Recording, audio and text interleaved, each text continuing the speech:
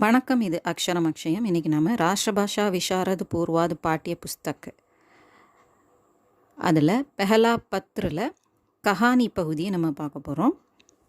அதில் முதல் கஹானி படே கர் கி பேட்டி.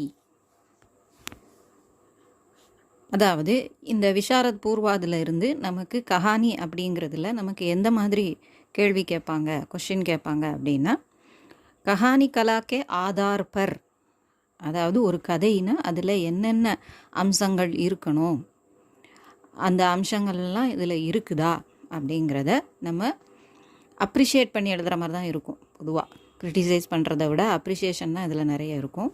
அதை பெருமைப்படுத்தி சொல்கிற மாதிரி தான் இருக்கும். அந்த மாதிரியான விஷயங்களை சொல்லி அதனுடைய சிறப்புகள் என்ன, கஹானிக்கா சாராஞ்ச் லிக்குகர் உஸ்கி விசேஷ்தாயை பிரஸ்துத் கீஜியே, இந்த மாதிரி தான் கேள்வி இருக்கும். சும்மா சாராஞ்சை எழுதிட்டு அப்படியே வந்துடக்கூடாது. சாராஞ்ச் அப்படிங்கிறது அது ஒரு ஸ்டார்டிங் பாயிண்ட்டாக தான் அதில் இருக்குமே தவிர அதுக்கப்புறம் எழுதுறது தான் மெயின் பாயிண்ட்ஸ் இந்த கொஷினில்.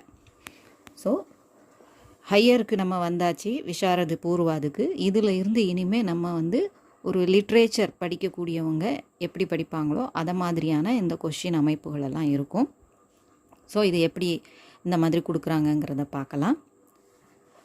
இதில் படே கர் கி பேட்டி அப்படிங்கிற அந்த கதைக்கான சாராஞ்சில் அதனுடைய விசேஷதா நம்ம சொல்ல போகிறோம். முதல்ல சாராஞ்சை சுருக்கமாக கொடுத்துட்டு அதுக்கப்புறம் அதில் சொல்ல வேண்டிய விஷயங்கள் என்னென்னங்கிறத நம்ம பார்க்கலாம்.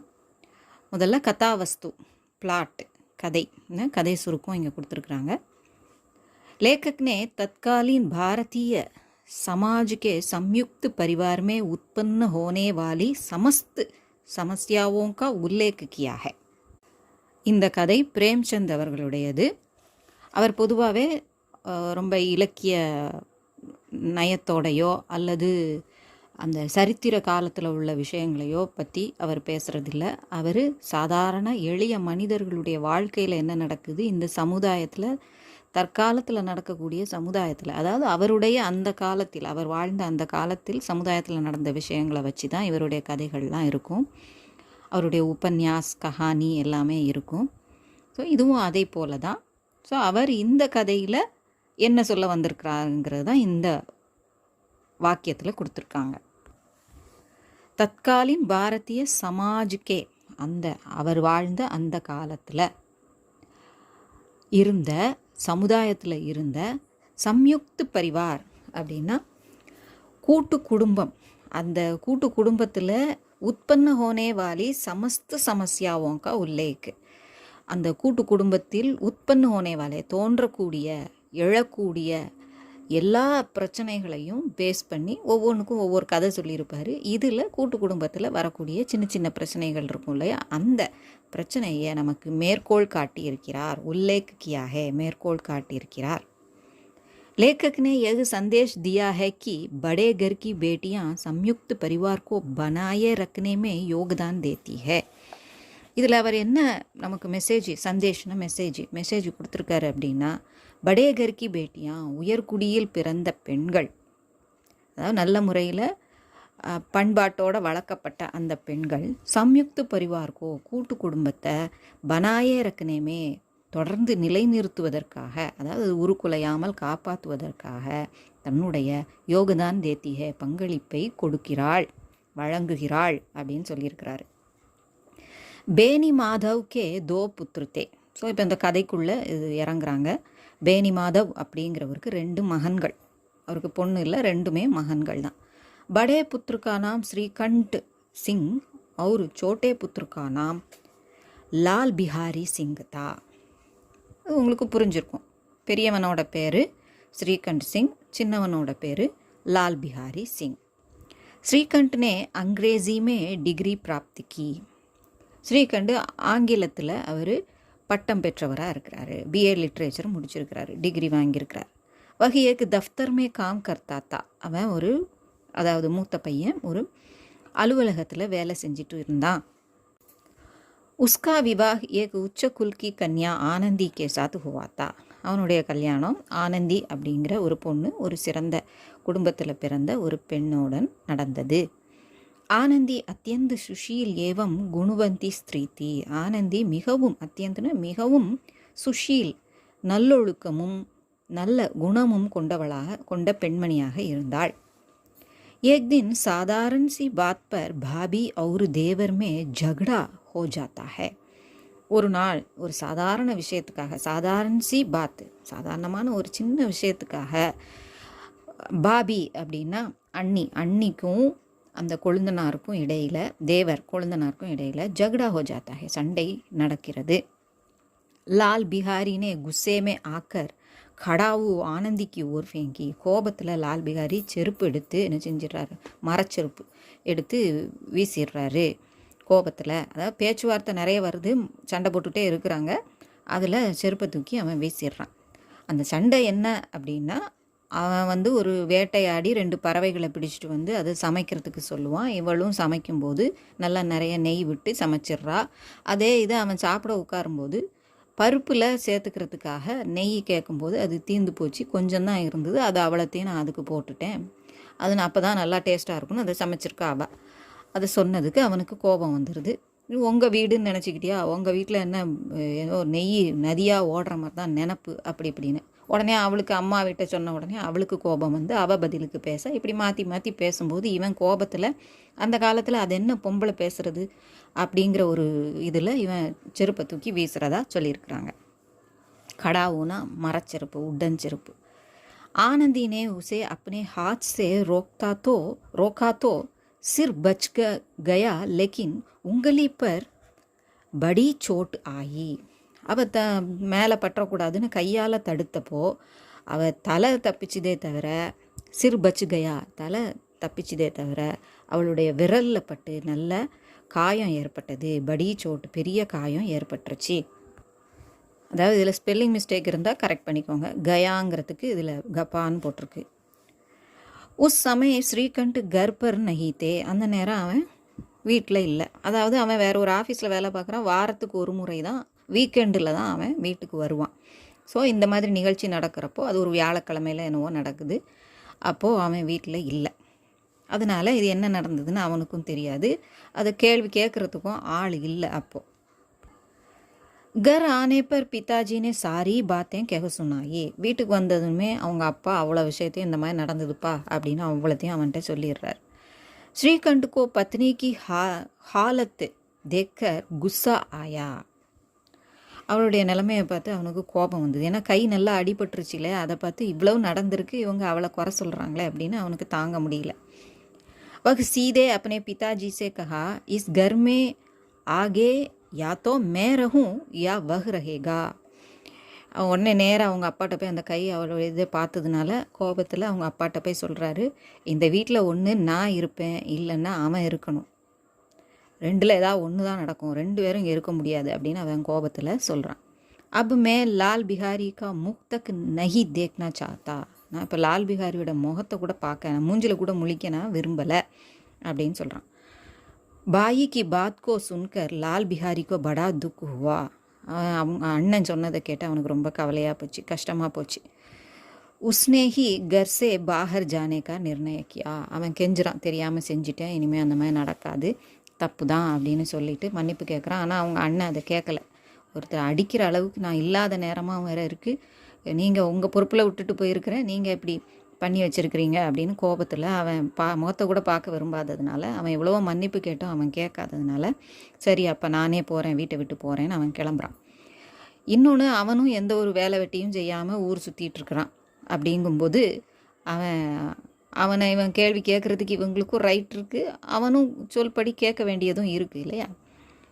ஸோ அவன் அந்த மாதிரி முடிவெடுக்கிறான். தோனோ பாயியோமே கஹரா பிரேம் பி தா. அதாவது இது வரைக்கும் இந்த மாதிரி ஒரு பிரச்சனை வந்ததில்லை. அவங்க அண்ணன் தம்பி 2 பேருக்கும் இடையில் அவ்வளவு ஆழமான பாசம் இருந்தது. जाते समय लाल बिहारी भैया एवं भाभी को प्रणाम करने के लिए गया. சரின்னு அவன் கிளம்புறான் இல்லையா, கிளம்புற அந்த நேரத்தில் போகிறதுக்கு முன்னாடி பையா, அதாவது அண்ணன் அப்புறம் அண்ணி 2 பேர்கிட்டையும் போய் வணக்கம் செலுத்துறதுக்காக, அதாவது ஆசீர்வாதம் வாங்கிறதுக்காக, போயிட்டு வரேன் குட் பை சொல்கிறதுக்காக அவன் போகிறான். உசே ரோத்தா ஹுவா தேக்கர் ஆனந்தி கா மன் பிகல் கயா. அவன் அலறதை பார்த்துட்டு அவங்க ஆனந்திக்கு மனசு இழகிருச்சு. वह स्वयं लाल बिहारी के पास गई और उससे घर छोड़कर न जाने की மின்னத்தே கர்னே லகி. அவளே போகிறா, லால் பிகாரியை போய் பார்த்து அவங்கிட்ட போய் நீ போகாத அப்படின்னு சொல்லி, அவனை வீட்டை விட்டு போகாத அப்படின்னு சொல்லி வேண்டி கேட்டுக்கிறான். இதில் மின்னத்தேன் வரணும், பி போட்டிருக்கு, அது பின்னத்தேன்னு கொடுத்துருக்கு, மின்னத்தேன் அப்படின்னா வேண்டுகோள் எடுக்கிற, ரெக்வெஸ்ட் பண்ணுறது, வேண்டி கேட்டுக்கிறது. எக் திருஷ்ய தேக்க ஸ்ரீகண்டுக்கா தில் பி பிகல் கயா. அந்த அவளே போய் கூப்பிட்றா, அடிப்பட்டவளே போய் கூப்பிட்றா அப்படிங்கிறத பார்த்தோன்னே அவருடைய மனசும் இழகிறது. பிகல் கயான்னு அது உருகிறது, இழகிறது. வகு பாகர் ஆக்கர் பாயிக்கோ கலேசே லகாலியா. அவன் வெளியில் தன்னுடைய சகோதரனை, வெளியில் போகிறான் இல்லையா, அவனை இழுத்து தன்னோட அணைச்சிக்கிறான். உசே அந்தர் லேகையா, அவனை உள்ளே அழைச்சிட்டு போனான். ஏ சப் தேக்குக்கர் பேனி மாதவ் சிங் அதி பிரசன்ன ஹுயே. அதை பார்த்து அவங்க ஐயோ குடும்பம் உருக்குலையுதே, இப்படி ஆகிப்போச்சேன்னு வருத்தப்பட்டவர். இதை பார்த்த உடனே அவர் ரொம்ப சந்தோஷம் அடைஞ்சார், திருப்தி அடைஞ்சார். பிரசன்னா மகிழ்ச்சி, திருப்தி. वे कहने लगे बड़े घर की बेटियां तो ऐसी ही होती है. ஸோ அந்த உயர்குடியில் பிறந்த பெண்கள் எல்லாமே, பெரிய வீட்டு பெண்கள் எல்லாமே இப்படித்தான் இருப்பாங்க. பிகடத்தா ஹுவா காம் பனா லேத்தி ஹே.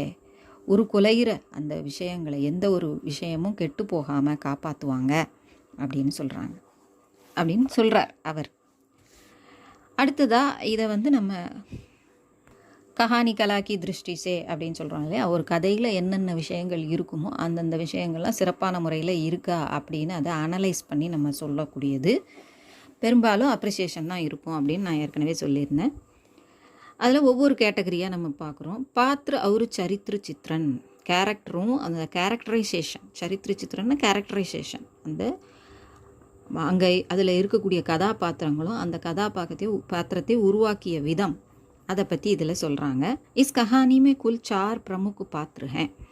இதில் 4 முக்கிய பாத்திரங்கள் இருக்குது, கேரக்டர் இருக்குது. ஆனந்தி கஹானிக்கு நாயிகா ஹே. இந்த கதையின் நாயகியாக இருக்கிறவள் ஆனந்தி. ஏன்னா அவளை வச்சு தான் அந்த டாப்பிக்கோட அந்த ஹெட்டிங்கே இருக்குது இல்லையா, டைட்டிலே இருக்குது. ஸ்ரீகண்ட் உஸ்கே பத்தி ஹே. ஸ்ரீகண்ட் அவளுடைய மனைவி. ஸ்ரீகண்ட்கே பிதா பேனி மாதவ் சிங் ஹே அவர் அனுஜ் லால் பிஹாரி சிங் ஹே. அந்த ஸ்ரீகண்டுக்கு அப்பா பேனி மாதவ் சிங்குங்கிறவர், அவனுடைய அனுஜ் அதாவது தம்பி லால் பிஹாரி சிங். கஹானி மே 4 பாத்திரோனே மகத்துவபூர்ண பூமிகா நிபாயி ஹே. இந்த 4 கேரக்டருமே அவங்களுடைய அந்த கேரக்டரை நல்ல முறையில் அவங்க ஹேண்டில் பண்ணியிருக்காங்க. கத்தோபகத்தன் சம்பாத் ரெண்டும் ஒரே மீனிங் தான், அதாவது டயலாக். இங்கே இருக்கக்கூடிய உரையாடல்கள் எப்படி இருக்குது. கஹானிக்கு ஹர் ஏக் சம்வாத் சார்த்தக் ஏவம் பிரபாவி ஹே. இதில் இருக்கக்கூடிய ஒவ்வொரு அந்த உரையாடலும் சார்த்தக் பொருளுள்ளதாகவும் இருக்குது, ரொம்ப அர்த்தமுள்ளதாகவும், அதே சமயம் பிரபாவி ஒரு தாக்கத்தை ஏற்படுத்தக்கூடியதாகவும் இருக்குது. पात्रों के माध्यम से प्रेमचंद ने परिवार की शांति और कल्याण के लिए अनेक संदेश दिए हैं. இந்த கேரக்டர்ஸ் மூலமாக, மாத்தியம் சே அதன் மூலமாக, பிரேம்சந்த் ஒரு குடும்பத்தினுடைய அமைதிக்கு தேவையான, அமைதி மற்றும் அதனுடைய வளர்ச்சி, நன்மைக்கு தேவையான எல்லா விஷயங்களையும் நமக்கு ஒரு மெசேஜாக இதில் கொடுத்துருக்கிறாரு.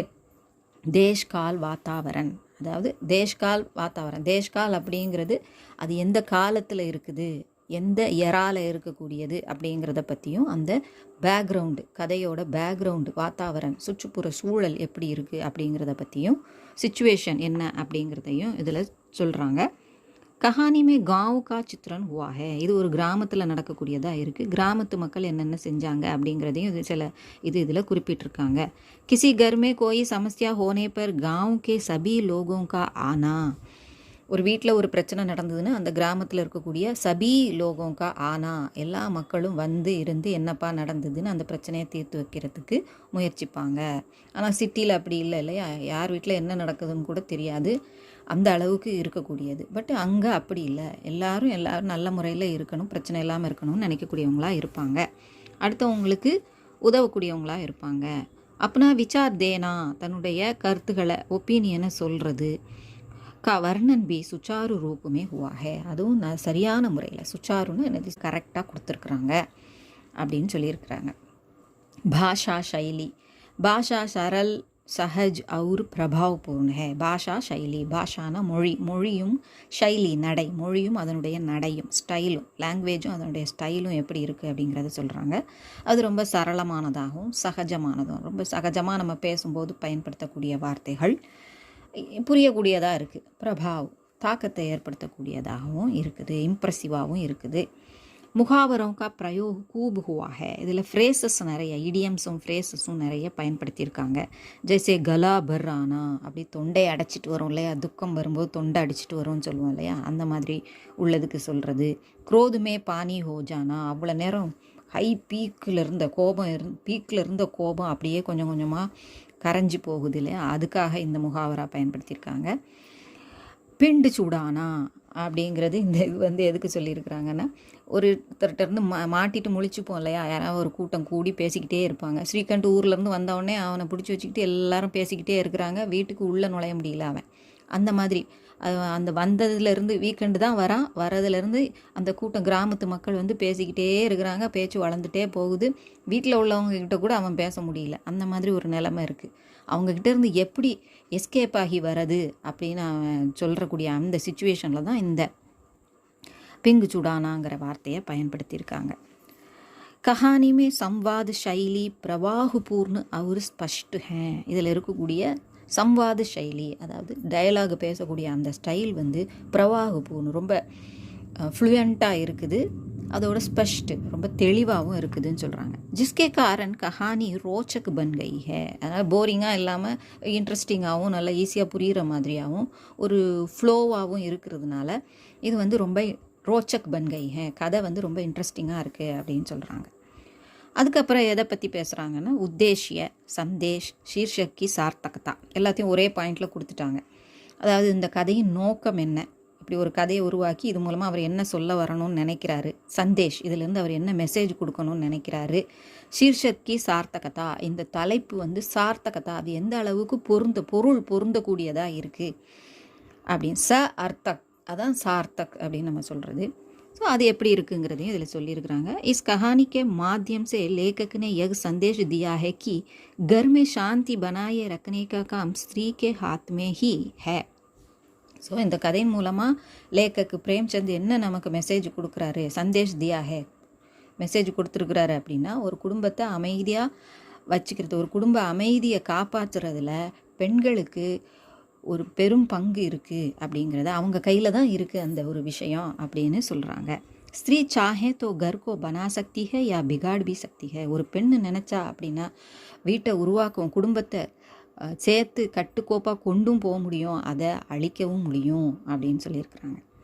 एक अच्छे संस्कार युक्त परिवार की बेटी घर को सुंदर एवं आरामदायक बनाती है. ஒரு நல்ல குடும்பத்திலையும் ஒரு சன்ஸ்கார் யுக்த், ஒரு பண்பாடு நிறைந்த ஒரு குடும்பத்திலையும் பிறந்த ஒரு பொண்ணு ஒரு வீட்டை, அதாவது குடும்பத்தை அழகாகவும் கட்டுக்கோப்பாகவும் ஆராம்தாயக் ரொம்ப ரிலாக்ஸ்டாகவும் கொண்டு போகக்கூடியவளாக இருக்கிறா அப்படின்னு சொல்கிறாங்க. கஹானி கா சம்பூர்ண பல் ஆனந்தி பர் ஹி படா ஹே, இதில் அந்த தலைப்பு எப்படி பொருந்துது அப்படிங்கிறதுக்கு இந்த லைன் கொடுத்துருக்காங்க. கதையினுடைய சம்பூர்ண பல், இதனுடைய எல்லா விளைவுகளும், கதையினுடைய அனைத்து விளைவுகளும் பலனும் யாரை நோக்கி சேருது, ஆனந்தியின் மேல் தான் வருது. இந்த கதை ஆரம்பத்துலேருந்து எண்டு வரைக்கும் அவளை தான் இது சுற்றி வருது அப்படிங்கிறதுனால ஆனந்தி ஏக்கு படே கர்கி பேட்டிகை, இவ ஒரு பெரிய குடும்பத்தை சேர்ந்தவள். अतः बड़े घर की बेटी शीर्षक सार्थक और समीचीन है. எனவே படே घर की बेटी அப்படிங்கிற இந்த தலைப்பு பொருளுள்ளதாகவும், சார்த்தக் பொருளுள்ளதாகவும் பொருத்தமானதாகவும் இருக்கிறது. சமீச்சீன் அப்படிங்கிறது பொருத்தமானதாகவும் இருக்குது அப்படின்னு சொல்லி இதை முடிச்சிருக்கிறாங்க. அதுக்கப்புறம் டிப்பணி கொடுத்துருக்குறாங்க. இதில் ஆனந்தி கஹானிமே ஆனந்திக்கு பிரமுக் பூமிகா ஹே, இந்த கதையில் ஆனந்திக்கு ஒரு முக்கிய பாத்திரம் இருக்குது. யஹ் பூப் சிங் கே பேட்டி ஹே, டிப்பணியில் ஆனந்தி முதல்ல கொடுத்துருக்குறாங்க. கஹானிமே ஆனந்திக்கு பிரமுக பூமிகா ஹே, இந்த கதையில் ஆனந்திக்கு ஒரு முக்கிய பங்கு இருக்குது. யஹ் பூப் சிங் கி பேட்டி ஹே சுந்தர் அவர் குணவதி ஹே, அவள் பூப் சிங் அப்படிங்கிறவருடைய மகள், அழகானவள், நல்ல குணமுடையவள். அமீர் கரானே மே பலி और बड़ी हुई हैं. ஒரு பெரிய பணக்கார வீட்டில் வளர்ந்து பெரியவளாயிருக்கவ ஆனவ அப்படின்னு சொல்லியிருக்காங்க. लेकिन विवाह के बाद गांव में श्रीकंठ के साधारण घर में रहती है और उसी के अनुकूल अपने को डाल भी लेती है. ஆனால் கல்யாணத்துக்கு அப்புறம் கிராமத்துக்கு வந்துடுறா. அங்கே ஸ்ரீகண்ட் வீட்டில் சாதாரண ஒரு வாழ்க்கையை வாழ்கிறா. உசிக்கே அனுகூல், அதுக்கு தகுந்தாற் போல் தன்னையும் அவள் மாற்றிக்கிறா. டால் தேத்தின்னா அதில் அவள் ஃபிக்ஸ் பண்ணிக்கிறா அப்படின்னு சொல்கிறாங்க. கோயி ஷிகாயத்துக்கா மௌக்கா நஹி தேத்தி, எந்த ஒரு குறைக்கும் அவள் வாய்ப்பை அளிக்கிறதில்ல. மௌக்கான வாய்ப்பு. உஸ்கே அவரு देवर के बीच हुए मनोभेद का समाधान भी करती है.